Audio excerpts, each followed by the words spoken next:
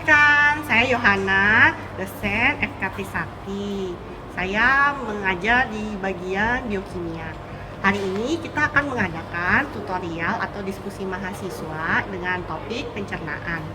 Hari ini yang menjadi topik utama adalah mahasiswa tingkat 1 pada semester 2 perlu mengetahui tentang ilmu dasar gastroenterologi. Mereka akan mempelajari anatomi, histologi, biokimia, dan fisiologi sistem pencernaan, serta kelenjar aksesoris yang berhubungan dengan pencernaan. Yuk, mari ikut saya untuk mengadakan tutorial kasus ini. Terima kasih. Selamat pagi adik-adik. Selamat pagi, Ya, Dok. hari ini kita mau melanjutkan sesi 2 tutorial ya tentang pencernaan. Yuk, kita mulai saja untuk presentasi. Mungkin dari mind map dulu ya. Nah, mind map ada yang bisa menjelaskan mind mapnya apaan? Supaya kita lebih jelas dan terarah untuk membahas skenario ini. Baik dok, saya izin untuk menjelaskan. Nama saya Adinda, jadi saya izin menjelaskan untuk brainstorming di yang kita buat kemarin. Jadi yang pertama ini ada mahasiswa kedokteran sebagai subjek. Lalu dia itu dalam skenario-nya dia menonton sebuah film. Jadi di mana aktor tersebut itu terdampar dan kelaparan, dan dia baru saja menemukan makanan dan minuman. Lalu dia aktornya itu makan dengan lahap sambil mengunyah dan juga menelan. Ini kita tarik garis ke kanan. Lalu setelah dia makan itu kita tarik ke bawah, itu aktor menjadi kuat dan bertenaga. Nah, setelah beberapa hari aktor makan lagi, tetapi dengan tempo makan yang lebih pelan dan berhenti saat merasa kenyang. Lalu kita melihat dalam seminggu kemudian aktor dari kurus menjadi berisi dan proporsional. Nah, di sini kita menarik garis dari aktor terdampar dan kelaparan, itu dia fisiologi kelaparan. Yang kita akan menjelaskan dalam fisiologi kelaparan itu mekanisme kompensasi lapar. Iya. Lalu untuk yang aktor makan dengan lahap, dia kan mengunyah dan menelan. Jadi kita dalam mengunyah dan menelan itu kita mau menjelaskan tentang anatomi dan histologi tentang pencernaan dari rongga mulut sampai usus halus. Selain anatomi dan histologi, kita juga mau menjelaskan fisiologi cara mengunyah dan juga menelan. Di sini juga kita untuk melihat mobilitas, sekresi, digesti, absorpsi pada organ pencernaan juga. Lalu untuk di selanjutnya kan ada dia fisiologinya, dia ada skenario yang merasa kenyang, itu kita tarik garis menjadi fisiologi kenyang. Lalu ada perubahan dari aktor dari kurus menjadi berisi dan proporsional, kita menarik garis untuk menjelaskan metabolisme karbohidrat, protein, dan lemak. Itu biokimia, peran enzim, vitamin, dan juga hormon. Ada juga penyimpanan nutrisi yang sudah diserap. Oke, mungkin saya boleh komentar dulu ya dari mind map-nya. Nah, pada umumnya sebenarnya sudah benar mind map-nya ya. Pada saat yang baris pertama itu yang mengemukakan tentang kelaparan, yang mungkin menemukan makanan dan minuman, ya benar kita akan membahas namanya fisiologi bukan kelaparan, yang mungkin tentang makanan ya. Jadi gimana sih regulasinya ketika kita sedang lapar maupun saat kita kenyang nantinya. Nah, ketika sedang lapar tuh tubuh apa sih sinyal-sinyal yang dikirimkan kepada otak maupun apa sih yang terjadi pada organ saluran cernanya. Jadi itu mungkin yang perlu kita ketahui. Misalnya, wah saya craving atau kepengen banget makan sesuatu, jadi bisa tahu nih simbol apa sih yang dikirimkan kepada otak. Kemudian gimana sih mekanisme otak membayangkan sehingga saluran cerna itu misalnya contohnya mungkin asam lambung ya, enzim-enzim itu dipersiapkan di saluran cerna. Kemudian untuk yang bagian makan dengan lahap ya, karena tadi ada membayangkan sesuatu makanan, mungkin mekanismenya adalah dari liur kita juga udah banyak, ketika ada makanan masuk ke dalam mulut ya dikunyah-kunyah, kemudian bisa juga langsung ada sedikit proses pencernaan di daerah mulut itu. Dan setelah dikunyah dan ditelan, tentu kita juga ada bahas mungkin gigi-gigi ya, untuk membantu mengunyah, misalnya memotong, melumatkan ya, kemudian menelan dengan bantuan si liur.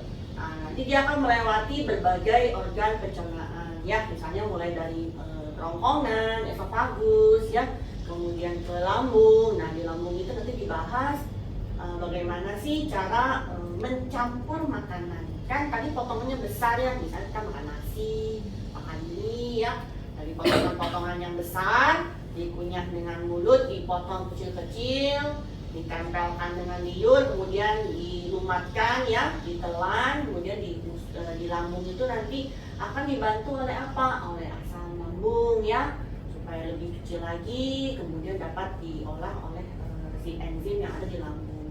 Kemudian baru dengan pergerakan lambung ya, campur aduk kanan kiri ya, kemudian dia bisa didorong ke usus halus. Nanti di usus halus itu baru terencana, misalnya karbohidrat, glukosa, mungkin berarti enzim-enzimnya harus khusus nih, udah mulai, glukosa. Kalau protein ya berarti memang asam amino ya, potongan-potongan asam amino atau polipeptida yang lebih besar masuk ke dalam usus untuk dicerna, lebih kecil lagi supaya nanti bisa diserap. Dan jangan lupa yang ada lemak atau lipid ya, lipid di saluran cerna itu pertama kali kita olah ya, itu adanya di usus halus ya, di organ-organ lain enggak gitu. Nah setelah mungkin kenyang ya, udah full perutnya ya mungkin, nah itu dia kita bahas gimana nih manusia kok kita udah makan misalnya 1 piring, 2 piring, kok kita bisa merasa kenyang juga ya. Jadi kita perlu bahas apa sih mekanisme sinyal yang dikirimkan otak kita pada saluran cerna untuk bilang stop ya, ini udah selesai nih makannya gitu ya. Dan kemudian setelah proses penyerapan ya di sel-sel epitel usus, baru nanti akan ditransport ya misalnya ke hati atau ke jaringan-jaringan lain yang membutuhkan. Nah, baru di sana akan terjadi proses metabolisme. Mungkin pembahasannya mungkin sampai nanti pencernaan di usus halus. Ya, oke. Selanjutnya mungkin boleh kita next slide. Ya, yang kita coba lihat dulu ya. Berarti tujuan pembelajarannya adalah untuk menjelaskan anatomi sistem pencernaan ya, mulai dari rongga mulut, kemudian gaster ya, lambung, usus halus, mungkin kalau ada tambahan bisa sampai ke usus besar. Kemudian histologi sistem pencernaan ya, berarti mungkin kita mengetahui epitel ya, jaringan-jaringan yang berada di saluran cerna ya, mungkin dari tipe yang selapis kubis atau selapis torak ya, atau mungkin ada juga yang epitelnya berlapis gepeng.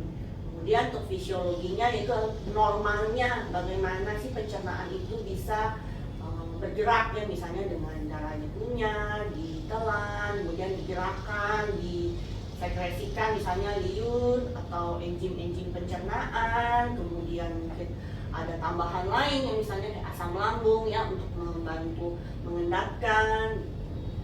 Juga ada kita mengenal lapar dan kenyang ya, manusia kan normal, jadi fisiologi untuk lapar dan kenyang. Kemudian apa sih biokimianya? Biokimia adalah biasanya adalah molekul ya, nah, mungkin seperti enzim ya, kemudian vitamin yang terlibat, misalnya di lambung ada B12 ya, atau kadang kita perlu B6 untuk metabolisme. Dan bagaimana sih setelah kita olah ya, setelah kita cerna, digesti, kemudian kita reaksikan dengan enzim-enzim, kemudian akan diserap. Nah, kelebihannya akan baru disimpan di organ-organ tertentu ya. Contohnya adalah hati dan otot. Oke, kita mungkin lanjut ya ke LO-nya. Nah, itu kan itu ada beberapa hormon yang terlibat ya dok. Jadi kita harus tahu dulu apa hormon apa aja yang terlibat dalam regulasi rasa lapar sama rasa kenyang ini. Yang pertama itu ada hormon ghrelin. Nah, jadi apa gunanya hormon ghrelin ini? Hormon ghrelin itu berguna untuk rasa lapar. Nah, dia itu nanti perannya itu mendorong rasa lapar dalam merangsang pusat pengendalian rasa lapar di hipotalamus. Nah, selain itu, ghrelin itu juga meningkatkan keinginan untuk makan dan membantu pengaturan metabolisme dalam tubuh. Nah, peningkatan ghrelin itu terjadi ketika sebelum makan. Nah, kadar ghrelinnya itu nanti akan meningkat sebagai sinyal tubuh untuk mencari makanan. Sedangkan untuk penurunan ghrelinnya sendiri itu terjadi ketika setelah makan, kadar ghrelinnya itu akan menurun secara signifikan, menandakan tubuh sudah cukup mendapatkan nutrisi. Lalu hormon kedua yang terlibat adalah leptin, itulah hormon rasa kenyang, di mana dia tuh diproduksi oleh sel-sel adiposa atau sel lemak dan berperan penting dalam pengaturan rasa kenyang serta energi dalam tubuh. Nah, perannya leptin itu sebagai apa? Leptin itu akan meningkatkan sinyal kenyang ke otak, khususnya ke bagian hipotalamus yang akan mengurangi rasa lapar. Lalu setelah itu leptin itu akan berfungsi mengatur atau menyimpan lemak di dalam tubuh, dan dia itu akan menginformasikan otak tentang status cadangan energi tubuh. Nah, dan peningkatan leptin itu terjadi ketika setelah makan atau ketika tubuh itu memiliki cadangan lemak yang cukup, dan kadar leptinnya itu akan meningkatkan rasa lapar dan akan meningkatkan pembakaran kalori dalam tubuh juga. Lalu setelah itu penurunan leptin itu terjadi ketika adanya penurunan cadangan lemak, seperti contohnya pada penurunan berat badan. Nah, itu akan menyebabkan penurunan rasa leptin juga, dan kemudian akan merangsang hormon rapal dalam tubuh kita. Lalu setelah itu kita akan menggunakan hormon insulin. Nah, hormon insulin itu adalah hormon yang mengatur metabolisme energi dan terlibat dalam pengaturan lapar juga. Nah, dia itu diproduksi oleh sel beta pankreas dan berperan dalam mengatur kadar glukosa darah juga. Nah, jadi insulin itu akan merangsang rasa lapar dengan memengaruhi pusat pengadaan rasa lapar di hipotalamus. Nah, insulin ini berperan dalam penyimpanan energi dan meningkatkan penggunaan glukosa tubuh setelah makan. Lalu peningkatan insulin ini terjadi ketika setelah konsumsi makanan yang mengandung karbohidrat atau protein. Nah, insulin itu akan meningkat untuk menurunkan kadar glukosa dan mengurangi rasa lapar. Lalu untuk penurunan insulin ini terjadi ketika tubuh itu kekurangan glukosa darah. Selain itu ada hormon CRH atau cortical relaxing hormone. Itu adalah hormon stres yang meningkatkan rasa lapar. Nah, ini tuh diproduksi oleh hipotalamus dan terlibat dalam respons stres tubuh. Nah, hormon ini itu berperan dalam pengaturan nafsu makan. Perannya itu ketika CRH dapat menekan nafsu makan dalam fase awal stres. Lalu ada hormon peptin PYY. Hormon ini tuh yang digunakan untuk mengurangi rasa lapar, dan dia tuh diproduksi oleh sel-sel enteroendokrin di usus besar, terutama setelah makan. Dan dia tuh PYY itu berperan sebagai untuk mengurangi rasa lapar setelah makan dan berperan dalam pengaturan konsumsi kalori.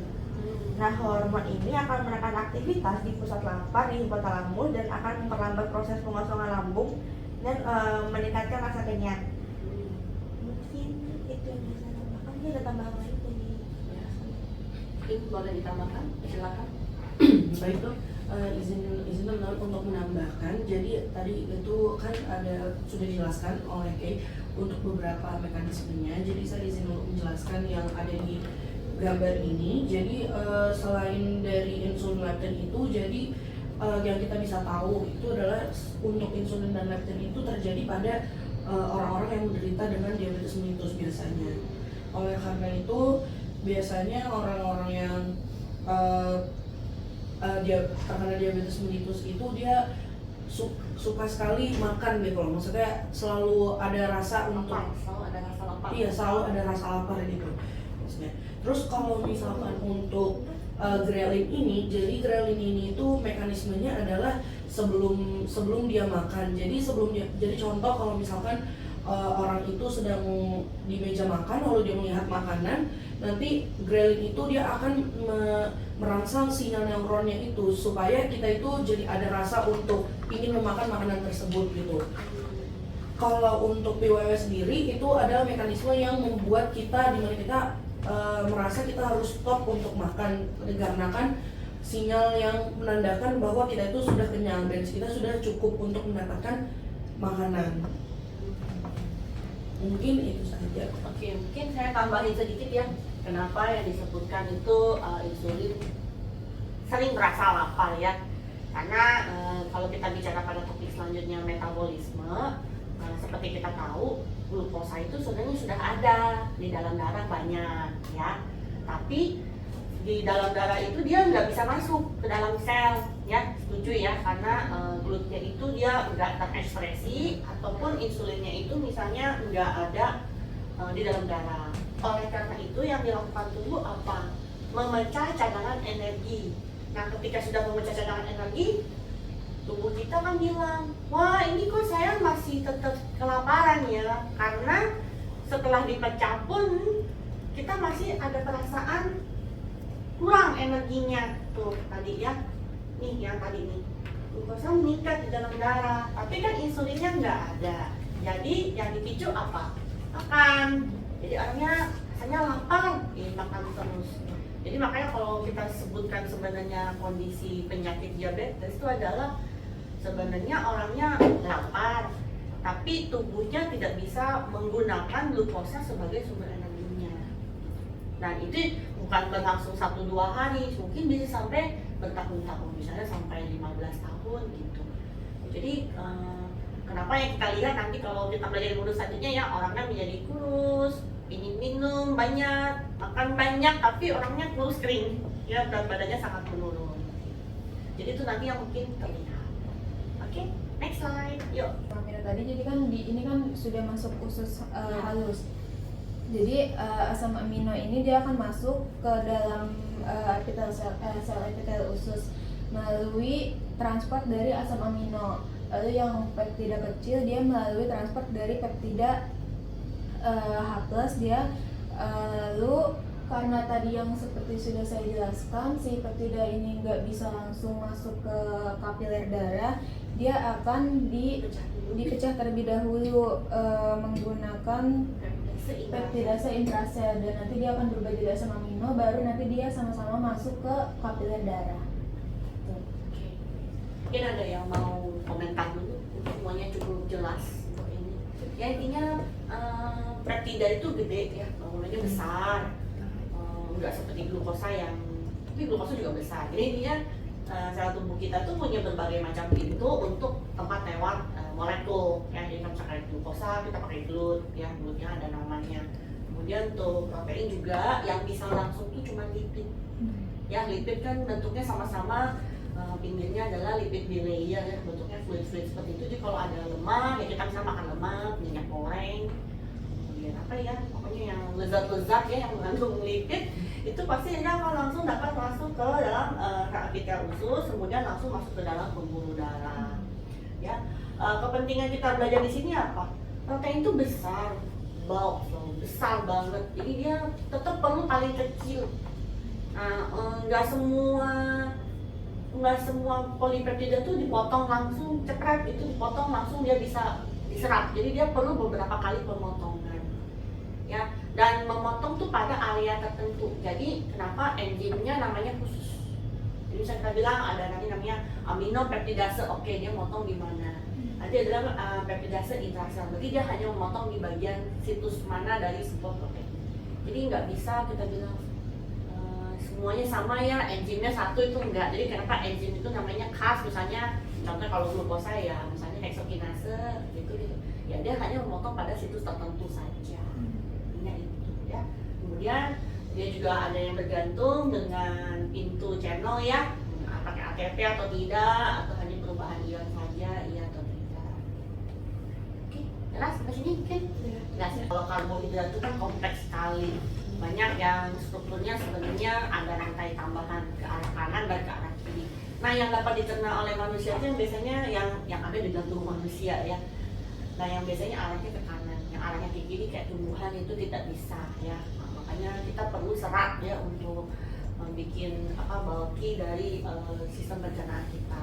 Nah yang ada di mulut kita itu cuma sebagian aja ya, amilase itu cuma bisa karena kita potong, kita punya 30 kali.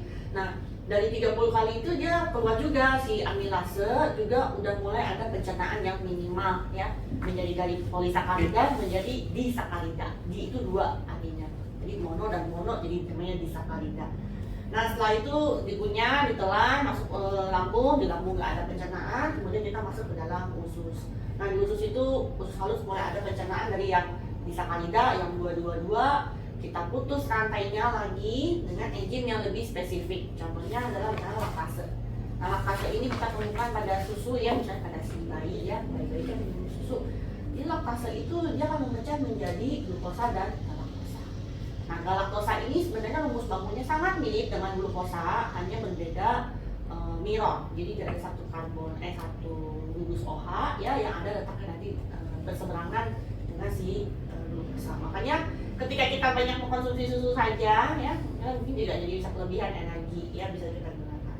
Untuk maltosa ya dia mengubah disakarida ya maltase glukosa dan glukosa. Sedangkan yang sukrosa itu khusus untuk glukosa jadi fruktosa. Jadi kalau kita minum sirup, ya sirup marjan, ya sirup ada yang minuman kemasan itu mengandung high fructose. Ya fruktosnya itu dia bisa juga meningkatkan nanti kadar gula darah pada ujung-ujungnya. Cuma nggak di mulut ya, pencernaannya otaknya jauh ya, ada di usus, jadi perlu sekitar 4-5 jam. Ya tapi dia tidak mengikuti pencernaan, tidak mengikuti metabolisme karbohidrat yang umum ya. Yang umum itu dia prosesnya lama sekali, bisa 6 jam. Jadi kalau kita mengkonsumsi seperti susu terlalu banyak, sirup terlalu banyak ya, makanya pencernaan itu nanti kadar lipidnya dalam darah kita bisa meningkat tajam ya, karena mereka memotong setengah jalur dari metabolisme. Kemudian untuk yang bagian atasnya, untuk penyerapannya di sel blast border atau sel usus halus, dia memerlukan pintu glutnya ya, bisa ada GLUT5 atau SGLT.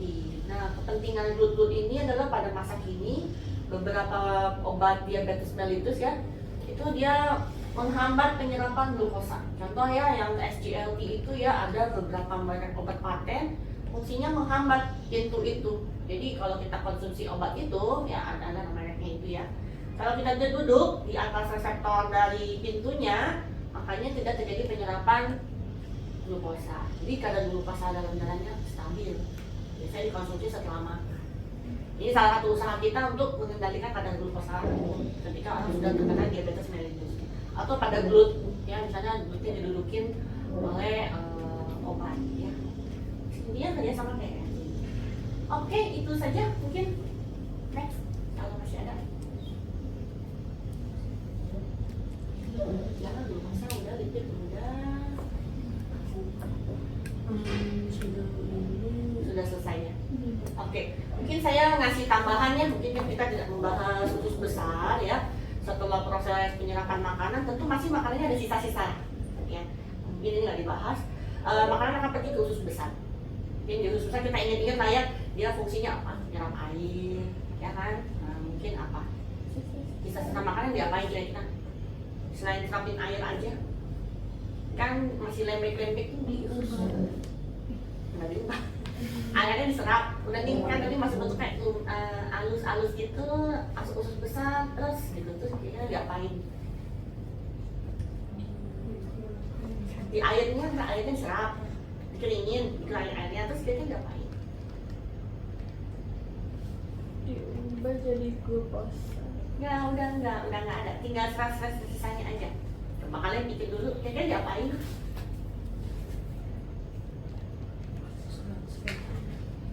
Prosesnya supaya bisa keluar seperti yang kita lihat setiap hari, kayaknya diapain sama tubuh, sama usus besar? Dikeluarkan jadi feses. Iya, jadi prosesnya gimana?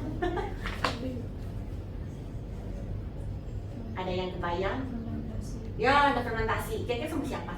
sama asam Ya, sama siapa? Kalau kita bilang fermentasi sama siapa? Berarti ada tambahan dong. Bakteri siapa? Nggak usah sih kita bakteri yang ada di usus ya. Jadi kita tentu ya, misalnya kita makan nasi bakmi, tiba-tiba kita keluar nasi bakmi lagi, nggak mungkin ya, kita nggak mau ya, takut juga. Makan bayam kita keluar bayam gitu kan juga kita nggak mau. Makan apel keluar apel itu kan kita takut ya. Jadi biasanya kita ada sepanjang saluran cerna dia diubah jadi cairan. Nah saatnya di usus besar tuh kita serap. Ya. Nah kalau udah diserap kan nasi bentuknya kayak ya setengah cairan nih gitu ya. Terus sisa-sisa makanannya masih ada, pasti masih utuh-utuh. Nah, si kuman usus yang baik inilah yang membantu proses pembusukan. Harus dibusukin dulu ya. Nah, hasil pembusukan itu biasanya adalah gas metana, ya gas C. Kalau kita makan banyak protein, biasanya nanti ada bau-bau sulfur ya. Karena kan asam amino ikatannya ada NH, ya pasti ada bau-baunya usus. Nah, si kuman usus ini dia akan membantu kita menfermentasi ya. Dia hidup, tinggal, memelihara flora usus. Kemudian ada beberapa vitamin yang ada di dalam usus, ada vitamin K, itu juga membantu kepentingan untuk tulang dan sendi ya. Kemudian juga bagian darah juga ada, nanti ada hubungannya dengan sana.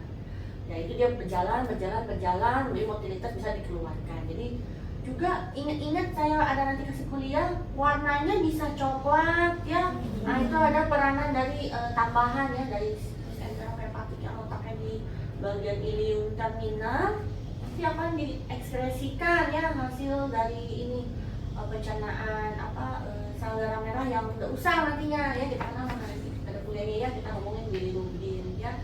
Tadi buang di situ namanya sterfobilin kalau pada bagian feses ya. Jadi warnanya nggak keluar makan A, keluarnya A lagi, ngeri ya. Jadi kita perlu rubah di sesuatu yang lain ya, dibantu sama kuman khusus. Nah kuman khusus ini biasanya makan juga, ya makan biasanya asam lemak, makan pendek. Makanya tadi kan ada sisanya itu asam lemak, makan pendek. Jadi kalau nggak makannya apa? Dia nggak mungkin makan glukosa kebanyakan, kalau glukosa kebanyakan pasti diare ya, nggak bisa juga. Oke, itu aja ya palingan. Mungkin kita sudah selesai. Terima kasih, hari ini tutorialnya berjalan dengan baik dan lancar. Selamat pagi.